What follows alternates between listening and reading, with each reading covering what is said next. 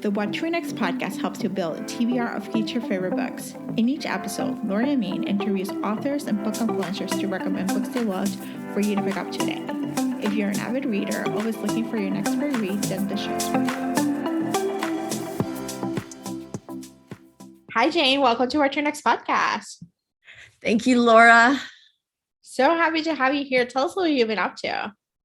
Well, I've been writing and I'm getting really excited that I have the first of a 3-book series coming out in late May. But I'm a mom of 3 boys, although 2 of them are in their 20s. They're still boys because I realize guys don't grow up for a long time, if ever. And then my youngest turns 13 tomorrow. So I'm always kind of juggling that mom and writing world. So let's talk about your writing. What led you to start writing? And you mentioned you have written in women's fiction, some romance and stuff like that. What was your path to writing? I am one of those who wrote really young. My dad was a history professor and he was a writer. And I started doing because I was a teacher for years and I now know it's kind of a read and response. And I remember reading Little House on the Prairie and Laura got spanked. And I was really upset by it. And so I remember writing about it, kind of like that should not have happened. That was not right. And then later in Little Women in 4th grade, when I read that Beth had died, I wrote poetry, I wrote stories. It was my way to process what I had read.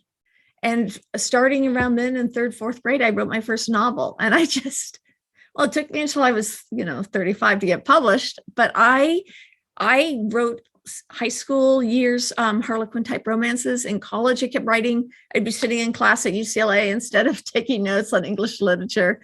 I was writing, my dialogue. It's always been natural. That doesn't mean I'm maybe the most talented because it took me 13, 14 years of trying and 13, 14 rejected books to finally get published. And so now I have over 75 published, but it was a slog. Gosh, you got 75 books. How do you do it? I think I've been published now for about 22 years. And so every year it's about 4 books, 5 books, depending on the year. And it's my real career. It's how I pay bills. And I know years back, when I was about 40, I went through divorce. And having my own identity as Jane Porter, the writer, saved me because the divorce was really hard. And I lived in an area of which there's a little bit of a stigma to being divorced. And so having a career where people only really knew me as a writer and not as a wife or mom was everything. I love this. Yeah, I grew up a child of divorce, and it was like at the time I was in a very conservative culture, and it was like I was like the first divorce kid that came out in the group, and it was like strange because I'm like, then all the other people got divorced afterwards. But I remember my mom like trying to find herself too, like find who she was outside of the marriage, so I think this is like a bigger thing. So having that career path, probably serve as an anchor and allow you to thrive and to move forward to the next level. It did. I think that's one of the reasons why so many of my books actually dealt with divorce and single moms and raising kids as a single mom, because like in my novel, Odd Mom Out, it really focuses on what it's like. So if a mom is excluded in some ways, the child is excluded. Yeah. And my kids went through a really bumpy time and they didn't get invited places. And it was such an eye-opening thing that why you can't really always afford to be a lone wolf in society. It sounds like, sure, I'll be tough girl. But in reality, it impacts, if you're a woman and a mom, it impacts your kids too. Mm-hmm. So I think that's why these books, and it's been a while since I've written in this vein of the single woman who's in her 40s or 50s, but I'm back to it because as my kids have grown up, I thought, I'm going to feel so different and free. I don't feel free. I still feel very tied to them. Mm-hmm. But the worries just change. Yeah. And let's chat about Flirting with 50 because you have an older heroine. And so talk to us about what was the source of inspiration, a little bit about the book, and what inspired you to have an older heroine. for Paige, it really was, I hope she'll never listen to this, but I have a very good friend, and she's beautiful and smart, and she's amazing with numbers. She's a CFO for a company. And people want to know, well, should I set her up? Should I introduce her to someone? And I'm like, no, she doesn't want to date. And they're like, oh, come on. She's 50. She just want to be alone. And she's like, no, I'm really, really happy. I don't need a man. I'm happy. I have my adult daughters. I have a great career. I have friends. I'm good. And so it became almost like a tease for me, the romance writer in my brain. What would it take for her to actually fall in love? And she always says, well, if David Muir was single, maybe, that type of thing. So I would say, well, what if he did like you? Would you fall for him? And there's even a line in the book about, well, if David Muir was single. But I think there's that feeling, what would it take to fall in love if you really are happy being single? And then that's where our hero, Jack King, Dr. Jack King, very sexy Australian. I always thought of Hugh Jackman as I was writing him. Well, what if my friend met Hugh Jackman? And so the story just kind of came from there, the what ifs. Oh, I love this. And I love writing. I love reading older heroines, because I'm like, I'm not in my 20s, I'm not in my 30s, I'm in my 40s now. And it's like, I like to understand, like, you can fall in love at any age, Right. like there's no there's no stigma. And like, oh, Fuji's is just young, like, is not that old. Oh, I think it's been interesting because I wrote Flirting with 40 when I was just turning 40. I'm actually 58 now. And the heroine in my second book that will come out in November, she's 58. And then the story I'm writing right now, the heroine's 47. And I think it's so interesting because I don't feel any different from when I was younger. And then that feeling of love or being attracted to someone. And so it's a good thing now my husband's not listening, but I remember being in a restaurant in New York City several years ago. And I was with some writer friends after a conference, and we'd gone out for ice cream. And a man who was like the waiter, he must have been an actor or a model. He was so handsome. And I remember as he seated us at the table, and I got like hot flush. I was so embarrassed. I was like, oh, and I thought, I'm not dead. I think we always have hormones, and we always have that feeling of when something kind of pops onto your horizon, you're like, oh, wow. And I think we always have that. Now, when you're in a committed relationship, I think you don't allow yourself to kind of go there.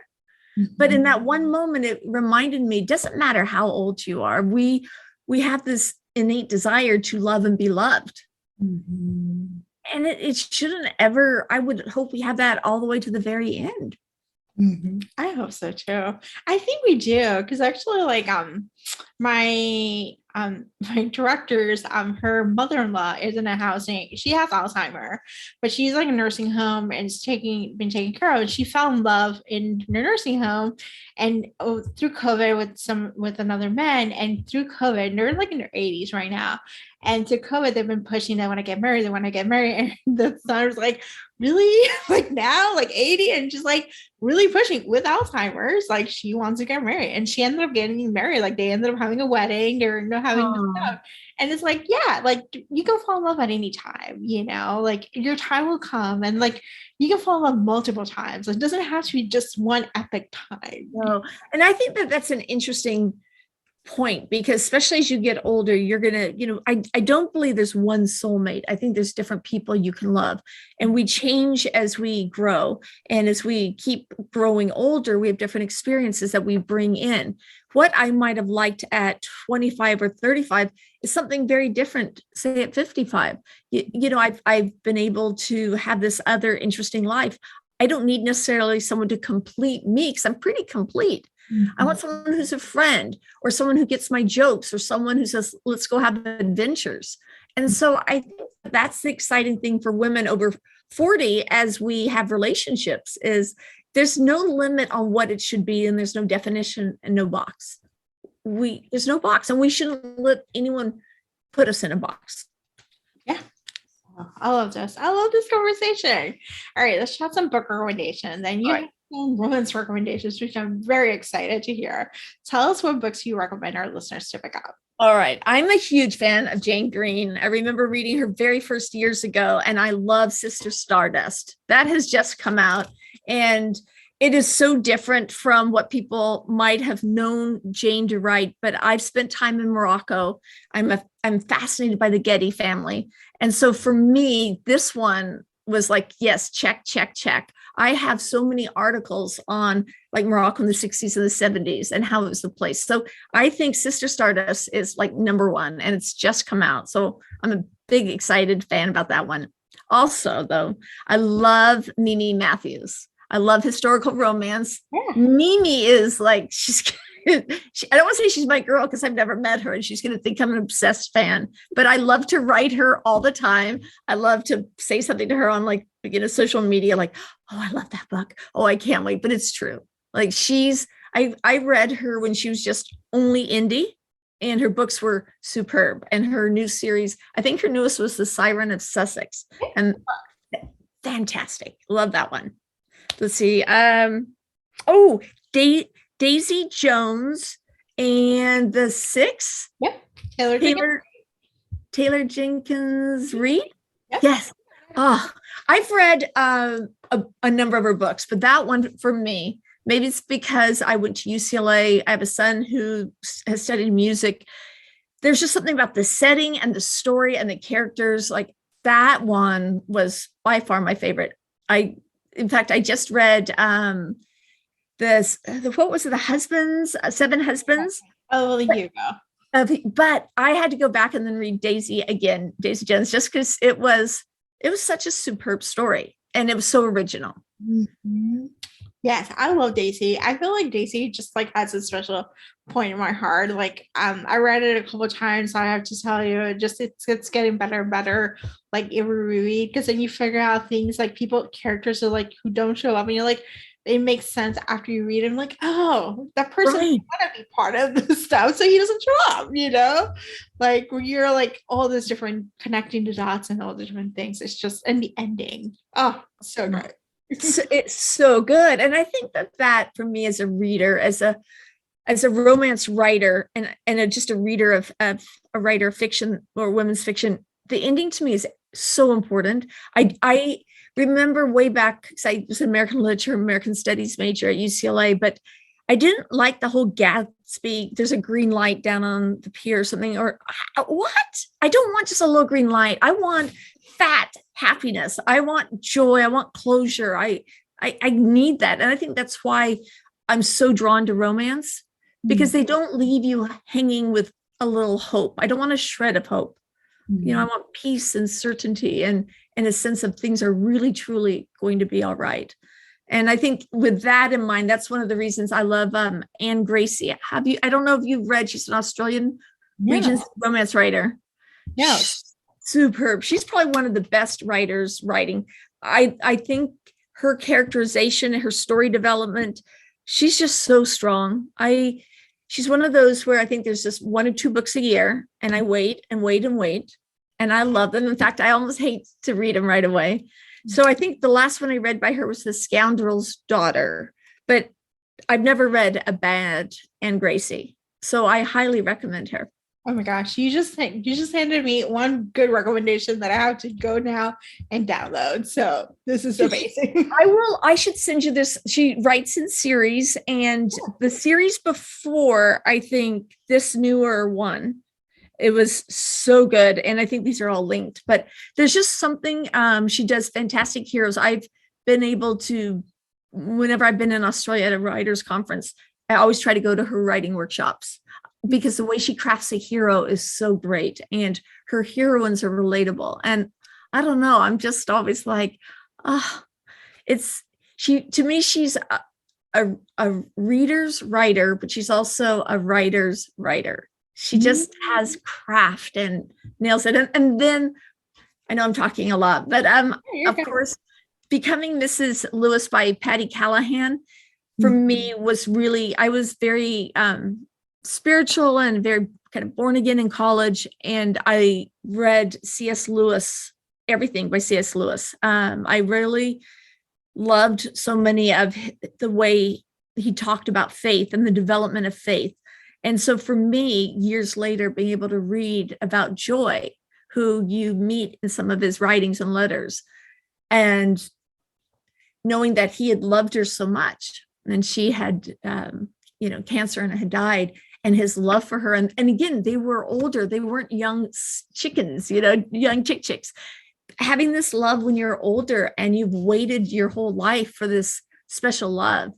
And it was such a great meeting of the minds and hearts. And I was blown away by Patty's world building, because I wasn't sure I was going to like it, because I had such an attachment to his work.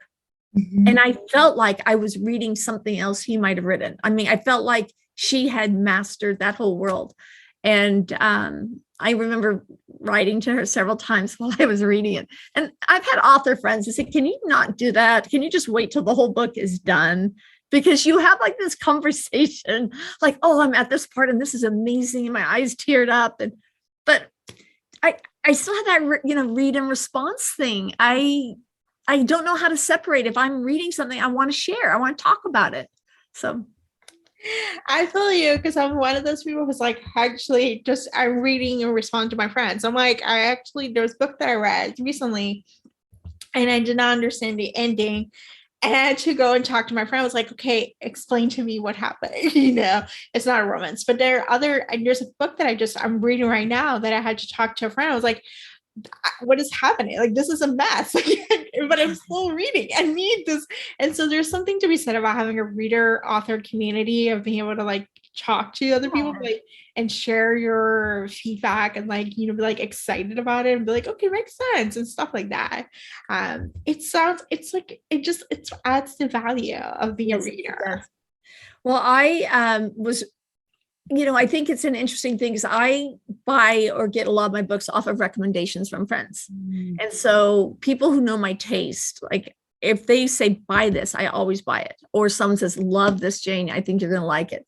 And I love that, because, sometimes there's so little time. I just need a really great comfort read. I need something that's going to make me feel warm and safe and cozy. Mm-hmm. And I think we all read for different reasons, but so often for me, when I start reading, it reminds me of being that little girl who was reading, all of Louisa May Alcott's books, not just one, but from Little Women to Little Men to Joe's Boys, to the Cousins. And I love series and connected stories.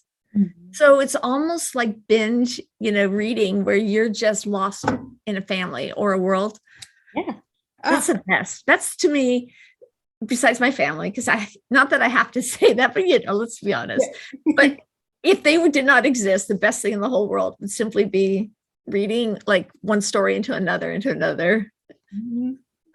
I'm the happiest when I'm reading. It's truly like, in fact, I would quite often rather be just a reader than a writer, except I have readers who tell me they like my books. So I guess I better write. You had to give us something. I suppose it's lazy to only read and eat gummy bears or something. So, okay. Yeah, I understand. So Jane, tell us where you can find you online. Okay, I'm janeporter.com is my website. And I'm on Instagram. I think I'm like author Jane Porter, Facebook Jane Porter. And what I love is there is another Jane Porter out there, but she lived in the 1700s. And so I now and then get somebody who's into like marketing books and reaches out to me about the Scottish Chiefs and said, oh, I've discovered your book, The Scottish Chiefs, and we can promote it for you. And I'm like, yes, that's wonderful. It's a wonderful book, but it was written like 1780. So I love that. There's only really, I think 2-3 of us Jane Porter. So I'm the one that should still be alive. Oh gosh, I love this story. So thank you, Jane, for being on the show. Thank you, Laura. I'm so glad I get to meet you. If you enjoyed this podcast, feel free to share with friends, subscribe, rate, and review the show. This is the easiest way to support this podcast. For a list of books mentioned and other romance recommendations, please visit whattoreadnextblog.com. The What to Read Next podcast is part of the Frolic Podcast Network. Please visit frolic.media/podcast to discover new shows to tune in. Thank you so much for listening. Have a great day.